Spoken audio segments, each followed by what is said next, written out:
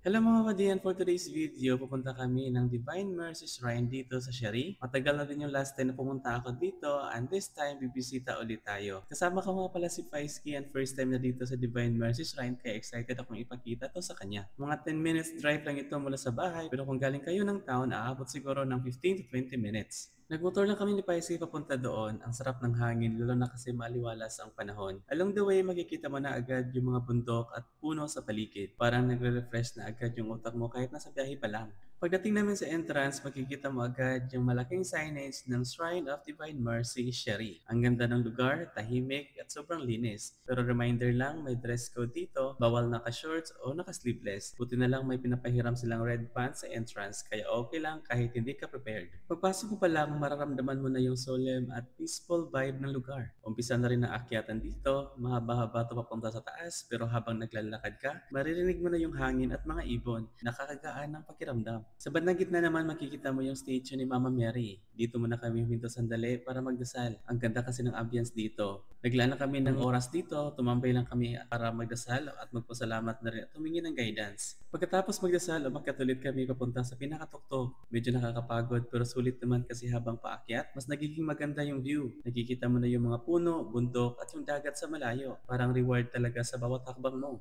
Isa rin sa mga special na part dito ay yung tinatawag nilang healing walk. May mga revolto ng mga santos sa gilid at maglalakad ka na nakapaa sa mga bato. Sobrang meaningful kasi habang naglalakad ka, parang inaalay mo na rin yung mga pinagdadaanan mo kay Lord. Medyo masakit sa una, pero habang tumatagal, parang gumagaan yung pakiramdam mo.